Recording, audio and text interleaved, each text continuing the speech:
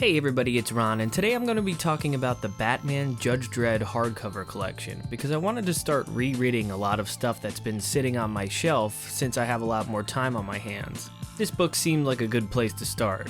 So I'm a little biased when it comes to this because Batman and Judge Dredd are two of my favorite comic book characters, so if you put them together in a crossover, there's a good chance I'm going to like it. As you can see, this has great production value and an awesome cover by Mike Mignola. The stories are written by John Wagner, who is the co-creator of Judge Dredd, and also Alan Grant, with art by Simon Bisley. This is a perfect fit, not just because they've worked on Dredd for years, but also because both writers had a lot of experience with Batman as well. Both of these guys had also written for Detective Comics, and even created the ventriloquist, who was featured in Batman the Animated Series. So this book consists of 4 stories: Judgment in Gotham, Vendetta in Gotham, The Ultimate Riddle, and Die Laughing. It was really refreshing to read this because it's just solid entertainment. I'm a sucker for these crossover books, especially this one because Batman and Judge Dredd go together so perfectly. I also think this is some of Simon Bisley's best work. He has such a unique style. I feel like he goes back and forth between the style you see in this book and something like his work on Lobo, where it's more sloppy and scratchy. And if I had to guess, that probably is his quicker style, as opposed to this book, which is so heavily detailed. You can tell he was given much more time to work on this, and it definitely shows. The first story is Judgment on Gotham, and it wastes no time getting into the action.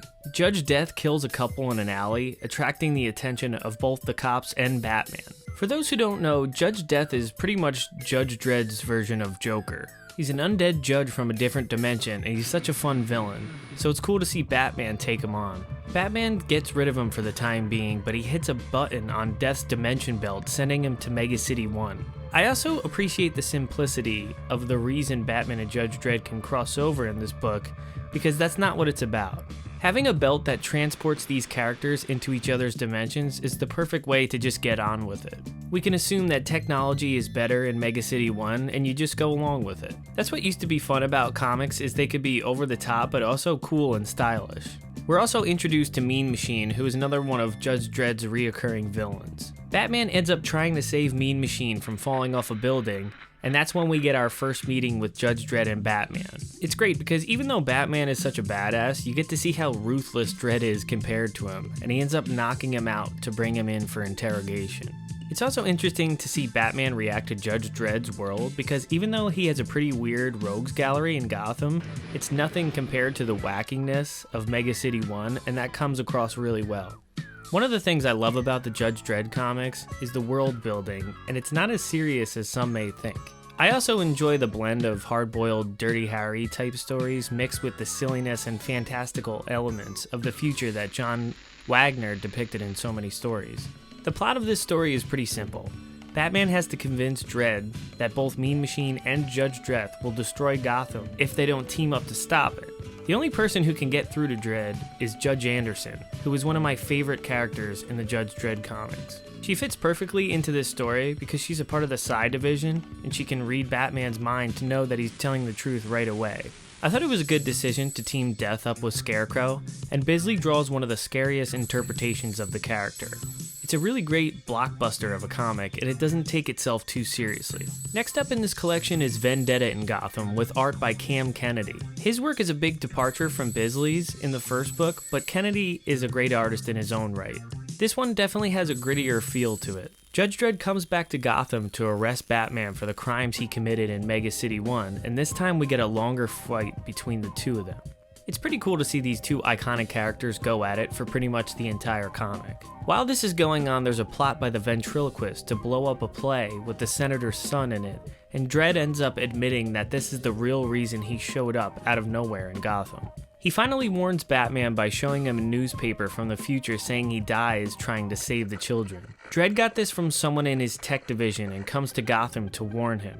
At first I thought it was pretty off character for Dredd to be so helpful to a guy like Batman because he hated him in the first story, but it becomes clear that Dredd needs him for a new threat in Mega City 1, which we'll cover in Die Laughing. Compared to Judgment in Gotham, this is a little less essential, and it's basically a one-off story and a bridge between the two main events. I see this as just an excuse to have Batman and Judge Dredd get into a huge brawl, so if you want to see that, then this book is worth reading as well. Then there's The Ultimate Riddle, with art by Carl Critchlow. Hope I'm saying that right. This one is way more in line with Bisley's style. This is also probably the silliest one, but it's still a good team up with Dredd and Batman once again. I think Wagner was working on Die Laughing and threw Vendetta and Ultimate Riddle together to hold people over until the epic finale of this crossover. The Riddler leads Batman into a trap, and Judge Dredd is also there in a cage with a bunch of other mysterious creatures. So most of the book is Dredd and Batman in a deadly competition with fantastical monsters and beasts from other dimensions. This is another fun side quest, but ultimately it's the most forgettable of the bunch. I really love that robot character the artist drew in this. You really don't see enough art like this now, and it's a shame. Okay, so Die Laughing is the big finale, and it's pretty much a direct sequel to Judgment in Gotham, because all the same characters return.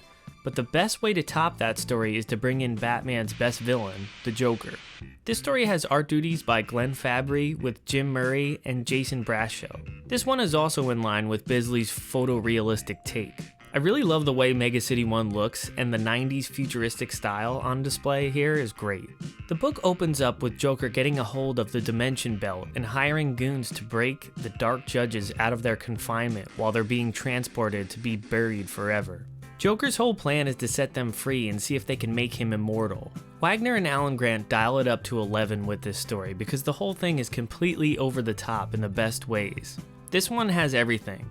The Joker is transformed into a dark judge, silly one-liners, huge action, and some cartoony ultra-violence. The only thing that disappointed me was that Anderson wasn't in it that much. Her purpose in the story is to warn Batman so he can help Judge Dredd, but that's pretty much it because she's injured the whole time.